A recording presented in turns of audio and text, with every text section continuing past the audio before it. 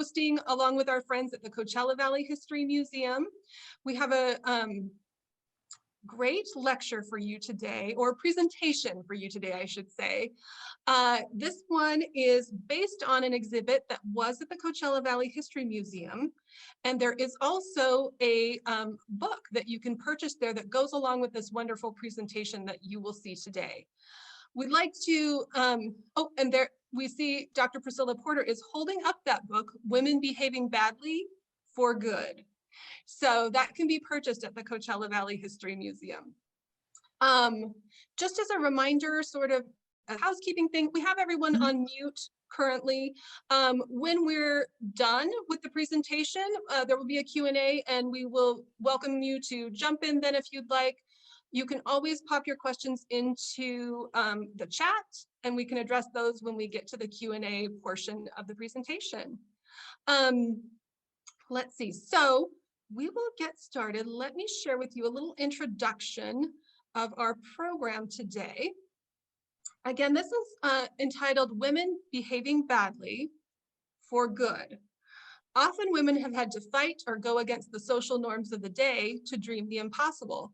And through their grit, they have made things happen. These women have braved the heat and dust and the forlorn desert outposts of the Coachella Valley in their pursuit of a better life for all who live here.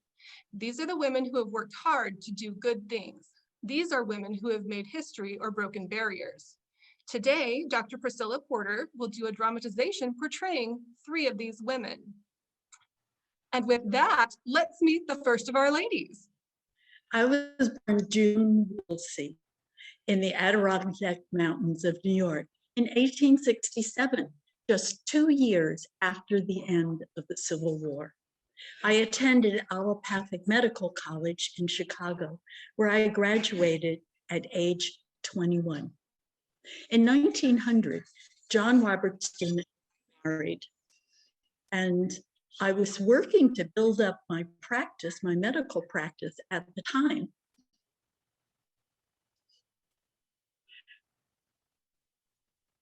Excuse me.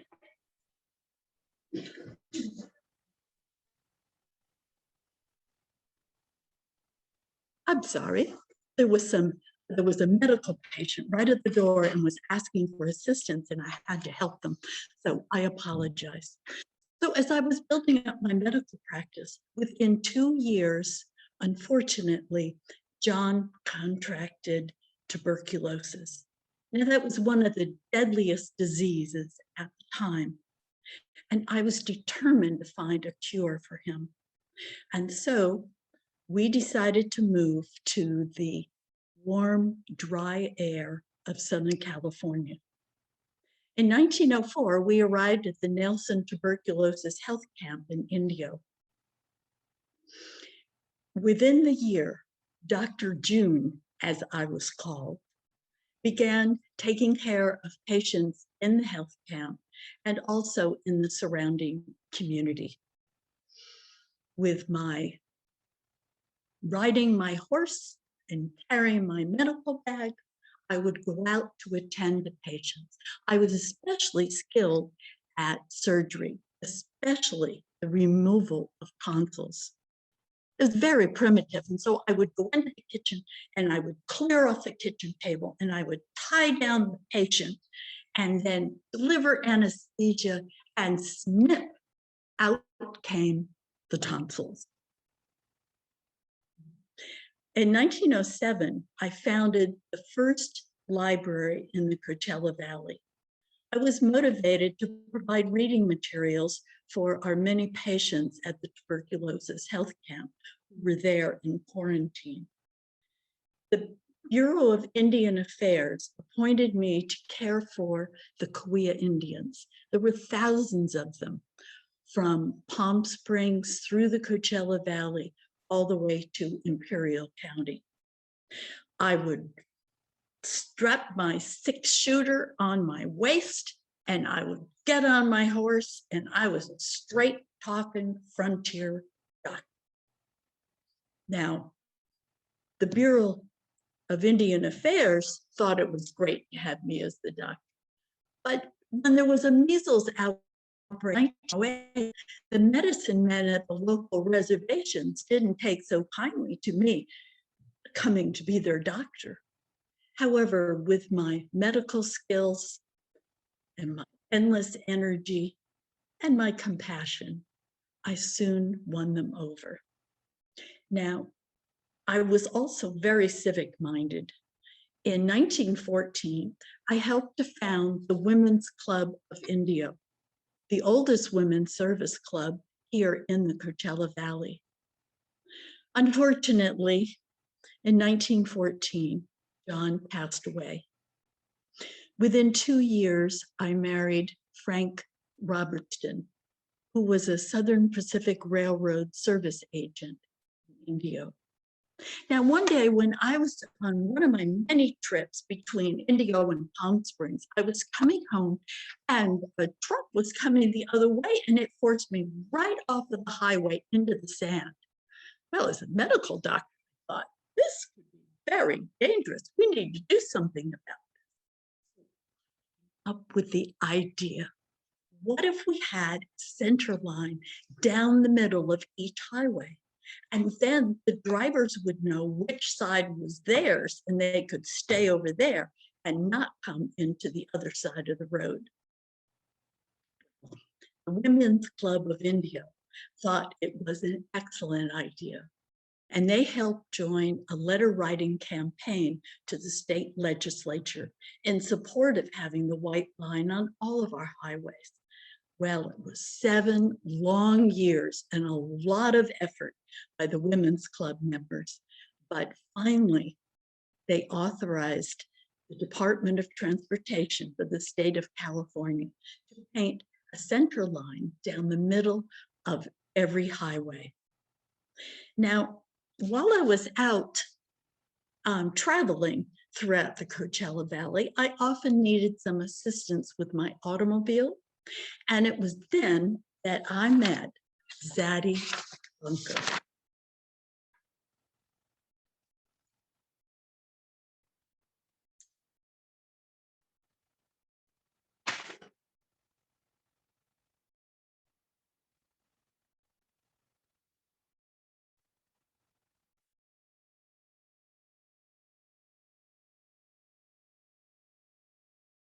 I was born Zaddy Dawson, and I was teaching school in Missouri. And I met Ed Bunker, and he and I got married. Well, soon, our family, with our daughter Frances, we decided that we might move on out to California because we wanted to find better economic opportunities. Well, at the time, the county of Riverside had just authorized the pavement of the road from Banning to India. Now, there was an automobile repair garage in Banning, and there was one out there in India, but there was not one in Palm Springs. So Ed and I took an automobile repair class, and before long, I was an auto mechanic, and I'd be wearing my bib overalls, and I'd often have as much of that grease on my face and as my hands as the automobile had on theirs. Now, when we first started, there were only 3 cars in Palm Springs. However, our business began to flourish, and to bring in extra money for the family, I did anything that I could, like cooking and cleaning and sewing. But then I became the first woman in the state of California to have a chauffeur's license. And so I took our makeshift pickup truck and I drove tourists and goods back and forth from the Palm Springs train station on into the village and back again. It was a big hit, and we started making more money, and we bought land all up and down Main Street in Palm Springs. That's Palm Canyon today. Well, after Frances married Earl Street, Ed and I divorced. Now, all of that land that we had bought there in Palm Springs, my goodness, it all got awarded to me, and also some of the land up there in the mountains. And, you know, Ed, he traded me in on a new model, but guess what? I got the best end of the deal because I became a millionaire. And before long, I was one of the richest women in all of Palm Springs. Now, I'm a can-do kind of woman, and I used to get out with my free spirit and I'd ride my horse up the canyons all the way up to Idlewild. And the first time that I saw an airplane, I wanted to fly. Well, Ed had told me that women didn't do that kind of thing. But now that I'm on my own, I went off to San Bernardino and I took airplane lessons and I got my pilot's lesson. And I bought my own airplane. And right there on the fuselage, I am 65 years old. On the fuselage, it said Zaddy's rocking chair. Now, I didn't stop at that because soon I started working on flying even faster planes. And I was able to pilot a supersonic F-100 jet, and I broke the sound barrier. What do you know? What a woman. Well, I took the strenuous Air Force physical and I passed it with flying colors, and the United States Air Force made me an honorary colonel.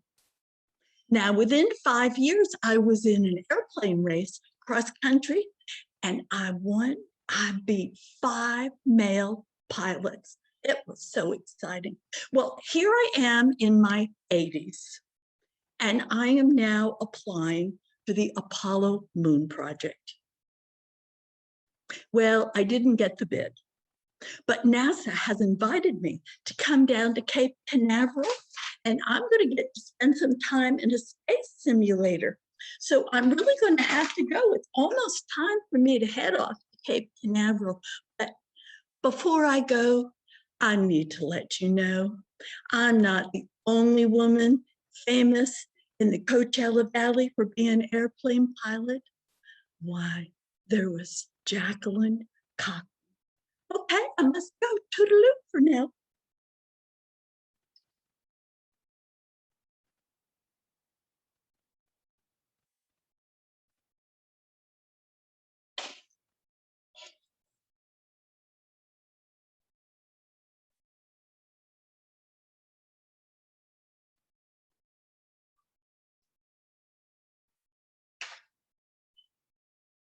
My name is Jacqueline Cochran.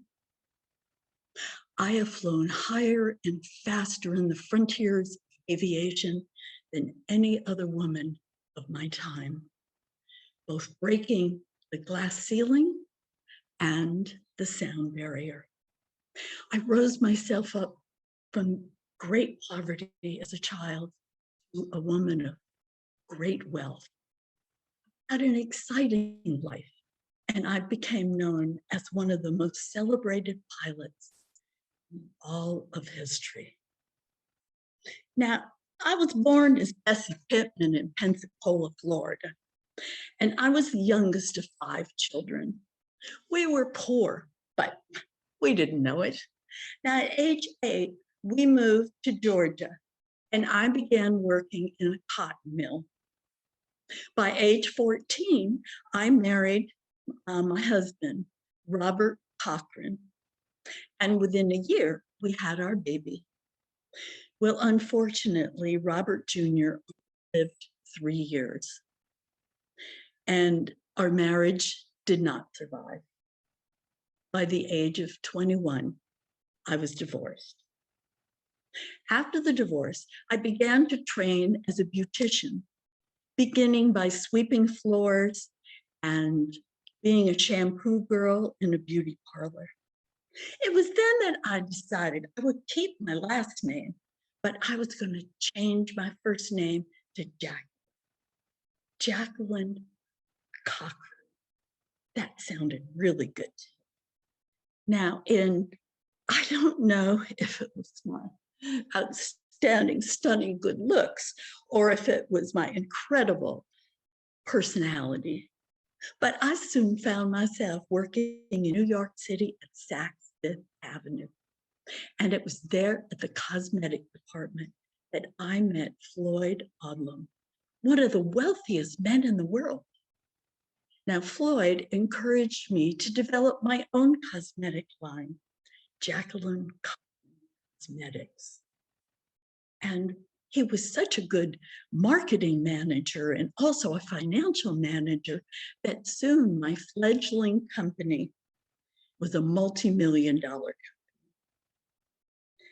In 1932, Floyd encouraged me to take flying lessons. So I went out for 3 weeks to Roosevelt Field out on Long Island, and I got my pilot's license. And within 2 years, I had my commercial pilot's license. And I began flying my own plane up and down the East Coast, advertising my cosmetic lines. I started a whole chain of beauty parlors and even had a research laboratory in New Jersey. 1934, I entered my first airplane race. That was when I met Amelia Earhart, and we became lifelong friends. Now, my life completely changed in 1936 when I married Floyd Odlum. But so did life change in the town of Indio, California. Well, you see, we purchased a 732-acre ranch. We'd been traveling through the area and we had a flat tire and we thought, it's just a lovely place. Why don't we buy this ranch? It was $100 an acre when we first bought it, and wasn't too many years later when it was $5,000 an acre. 1939, the newspapers began to report about Hitler and the Nazi troops marching across Europe. I spoke with Eleanor Roosevelt at my thoughts of how to use women pilots in the war effort. And she encouraged me to speak with General Hap Arnold. Well, when I did, and I shared my plan, he flatly refused me. Within 2 years, though, General Arnold called me up. He asked me to go to England and to study the women's roles in the Royal Air Force. It wasn't long before I was called back home because there was a shortage of male pilots. And I started the Women's Air Force Service Pilots Organization, or the WASPs. And we were located at over 120 bases throughout the country. Part of our job was to pick up the airplanes and carry them, fly them out and deliver them to the field of operations. Now, after the war, I continued to fly in many airplane races, both local, national, and international, winning quite a few of them, I might add. And I was also the first woman to break the sound barrier. And I was enshrined in the Air Museum, the National Air Museum in Dayton, Ohio. A great honor to be the first woman to be so recognized. Now, our ranch house continued to grow and grow in Indio, and many notable people came to visit. John and Nelson Rockefeller, Gloria Swanson, Walt Disney, our dear friends, Bob and Dolores Hope, Amelia Earhart, and President Eisenhower, and later President Lyndon Johnson, to mention just a few. President Eisenhower, after his administration, even used our ranch as his winter office, where he began writing his memoirs. It has been such a spectacular life, and I think you could truly say that I was a woman behaving badly, ... for good. Thank you.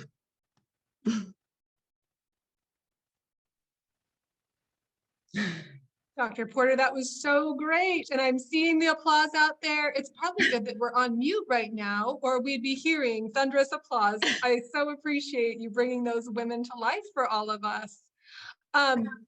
I meant to mention in the beginning, Dr. Porter runs the Junior Historians program at the Coachella Valley History Museum, and you can see why. And so let's send our junior historians her way once our programs are up and running again.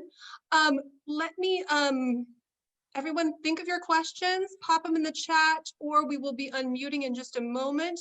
Before we do that, I'm going to have our friend Claudia from the Morongo Basin Historical Society is going to announce our next month's lecture. And let me, Claudia, I'll put our screen up for, oh, maybe I lost our screen. Go ahead and announce our next lecture. I'll try and find our graphic for us. Okay.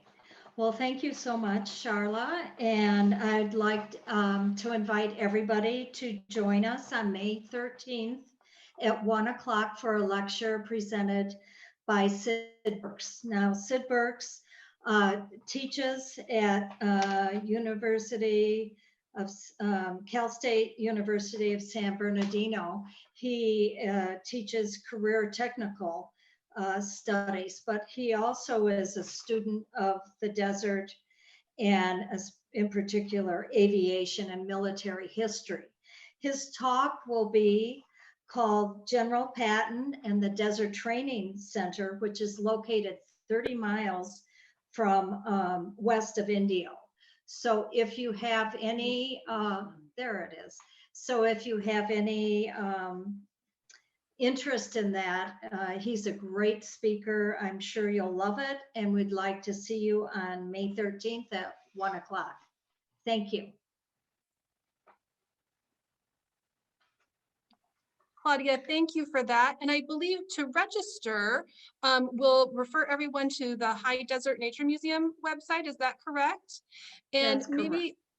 maybe I can have Vanessa pop in a link for everyone. Is there a link available yet, Vanessa? We'll pop that into the chat so you can click there and go register for next month's lecture. All right, so we are able to open up for questions for Dr. Porter about these amazing women who she's presented for us today. So I will, let's see, I think I can invite everyone to unmute. I think I'll work on that. While I work on that, you're welcome to put a question in the chat. We have a comment so far, Priscilla, that what a wonderful and great way to weave these stories together. Wonderful presentation. You really brought these incredible women to life. Thank you. Looking for how I unmute everyone. And maybe Mariana will help me with that.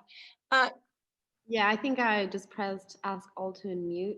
Okay, so we'll be able to, you can go back to gallery view if you'd like, and we can see everybody's faces, and you're welcome to pop in with your question on chat or just go ahead and ask. I have a question to start us off. Priscilla, I'm wondering, as you research these women, they all have such interesting accomplishments, and I love how it was sort of a journey for each of them. I mean, they took different paths on their way. Did you have a favorite as you were researching? I have to say Zaddy Bunker is probably my favorite. Of course, and I did get to meet her great grandson just 2 weeks ago. The Daughters of American Revolution CLIA chapter just awarded Zaddy Bunker their American Woman of the Year of History. And so I got to meet the great grandson and also a great niece, and that was very exciting. Oh, that's wonderful. And I'm sure they're somewhat aware. Have they been able to see you present this? Because I think that would be just thrilling to see your. They are very interested in seeing me present it. I just don't know if well, I've made sure and double checked, but the facts are accurate. I just don't know if the accent is accurate. It's just she spoke to me from Missouri, and I had to do it. I love it. Excellent. Yeah. And it sounds like you really enjoyed researching all of them, but there was that little, you could see, oh, she really loves Zaddy. She's quite a character, right? Yes, definitely. Let's see, I'm looking. Any other questions? I've got, I'm looking in the chat. I've got another great job. People really enjoy that. Any While other you're thoughts? waiting, if you're waiting for other questions, I have to say that I was inspired to do this. My husband loves to say it's my 3-woman show and that he lives with 3 women. He's watching in the other room. I'm sure he's chuckling right now. But through the junior historian program, I required the children, the 3rd, 4th, and 5th graders, to each become one of the key people in the history of Coachella Valley. And they had to perform at our Living History Festival and at the museum's Heritage Festival. Well, I strongly believe as a teacher that anything that you ask children to do, you should be willing to do yourself. And so you have to become a model. They only had to do 1. Okay, I did 3. Wonderful. What a great program. I see Tinka has a question and maybe Charles following her. Yes, I just think it was fantastic. Thank you so much. Thank you. And I'm with the Riverside Women's Club. Mhm. And I am the historian for our club and also the historian for our district, the De Anza district. Indio is part of that. And I did not do a performance like you did, but at every district assembly, which is every 2 months, I do, it's called a moment in history. And it's trying to find women that haven't had the recognition and bring them forward. Mhm. And I did Dr. June Carroll last year. And so I just did one that she's not from the Coachella Valley, so you probably, you know, she came and was more in Los Angeles, but she's responsible for the engineering and the idea and the patent to create the All-American Canal, which I understand runs through and brings the water into that area. And I wanted to ask, in terms of your research, like, where do you go? What do you, are there any tips that you can give me where obviously in this time we're staying home, so I'm having to do all my research online. Do you have any tips? Yes, I do. And of course, this is pre-COVID. My absolute starting place is at our local historical society. I spent hours and days at the Palm Springs Historical Society, and I also spent days and hours digging through the archives at the Coachella Valley History Museum. So those are 2 really good places to start. And of course, you go online, and there are things there, but you have to be careful to check your accuracy. Right. And I have a library, many talented people. For instance, Patricia Laughlin has written many books on the history of the local area. And at the Palm Desert campus, in our resource room, we have a collection of local history books. And so I also comb through those to look for information. It's become difficult this past year because I don't know if you know, but our Riverside Central Main Library, which houses all the historical things, is in the process of moving. They're turning the old library into an art museum from Cheech Marin. And so they're building a new library. So everything's boxed up and you can't actually get down there to do anything. So this past year's been difficult for me having to, in terms of my research. Well, the good news is, since you'll be having a new building, it can have the latest technology in it. Yes. Because We're dealing at the Coachella Valley History Museum with a building from the 1920s. The infrastructure is a continual project for us. Well, thank you so much, and you did a fantastic job. Well, you're welcome to come and to contact me and come and see the local history books that I have at the Porter Room. However, campus will not be open until August. Thank you. Great questions, Tinka. And I'm realizing I said that Charles was next, but I'm realizing that maybe he was just being Priscilla's greatest fan there in the background. Is that right, Charles? Or did you have a question? Oh, he's on mute, maybe. I saw some You're hands on up. mute. I think that that was just appreciation.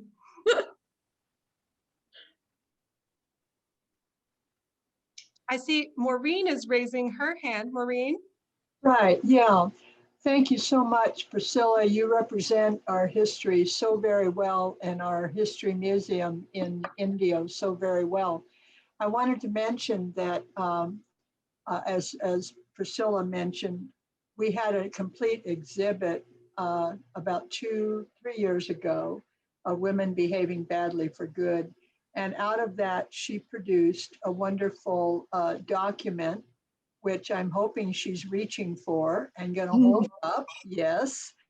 And it is available. It's part of our Periscope series, which is a research-based document that we put out periodically, usually in association with an exhibit. And I was wondering, Priscilla, if you could read off some of the names of the other women that are mentioned in that document.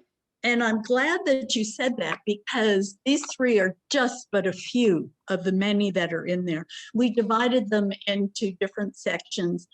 Pioneer women. We also had Edith Mann Ross, who's known as the mother of India.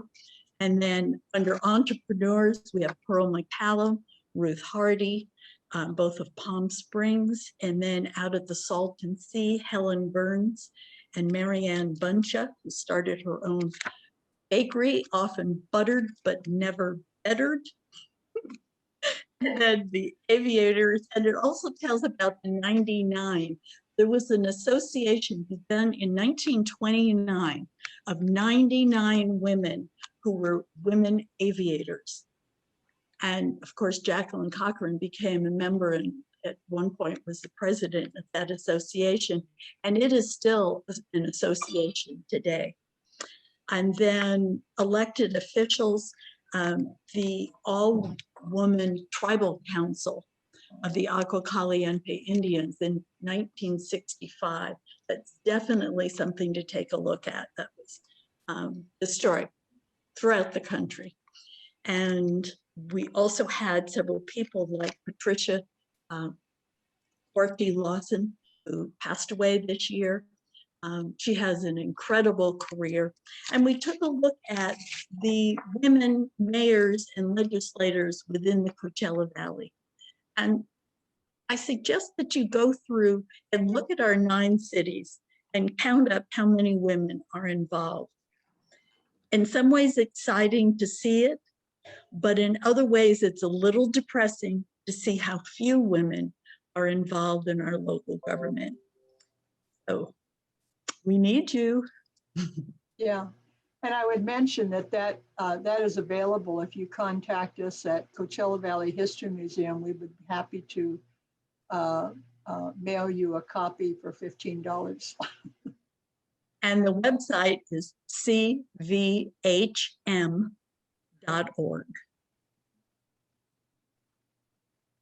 I have a question here from the chat, Dr. Porter. Nancy asks, is there any credence to the stories that Dr. June actually got out and painted some lines on a road in India? There is a controversy about that, but the best that I was able to nail it down, and one of my colleagues, Diana Kitagawa, and her husband, Rod Hendry, also worked on this, that I felt comfortable verifying the fact that it did happen. Now, as to whether it was a 4-inch line for 2 miles, I'm not sure. Not 2 miles. But it did happen. Excellent, Yes. thank you. Let's see. Here's a question for us, and that is, will this be archived so we can listen again? Mimi asks.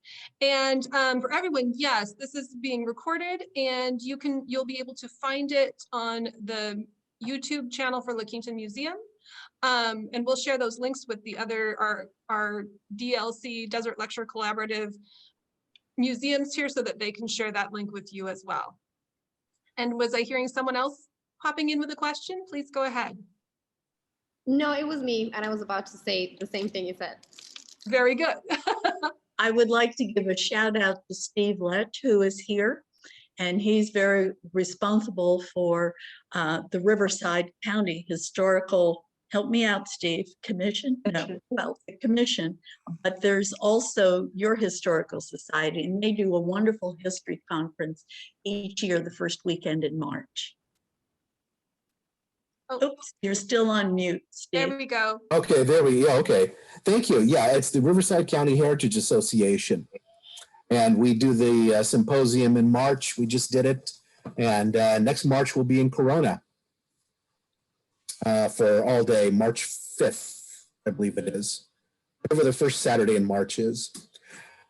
Yes, thank you. Great presentation. Thank I'll you. put in a plug for that too. I've been, and they're always wonderful. And this year was online, right, Steve? And that was Oh, yeah. great as well. So yeah, be on the And- lookout for that. The Historical Commission also puts out a wonderful periodical each year. And that's another place to go to look for research. Actually, that's done by our association now, has been for a while. It's not the Historical Commission. Oh, right, So, right. yeah, that comes out in May and November.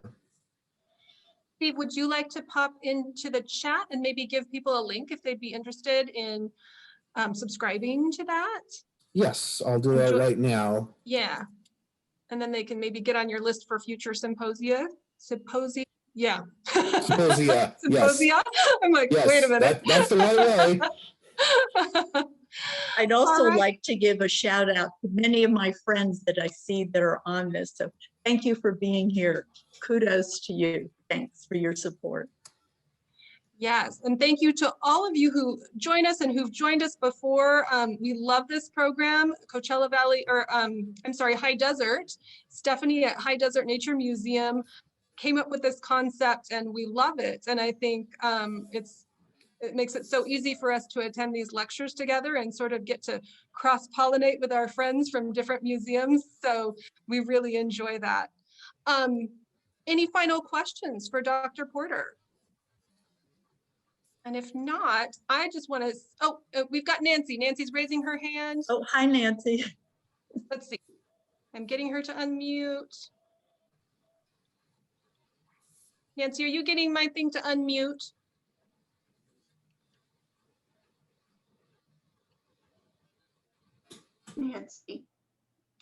Nancy, check. I'm sending you a request to unmute. I got it.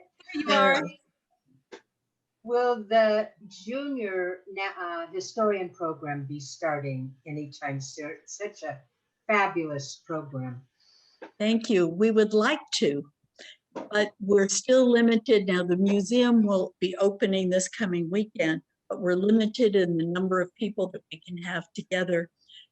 What's so great about our program is it's boots on the ground. It's kids spend so much time on technology, and at the museum, they have the opportunity to do hands-on things related to history.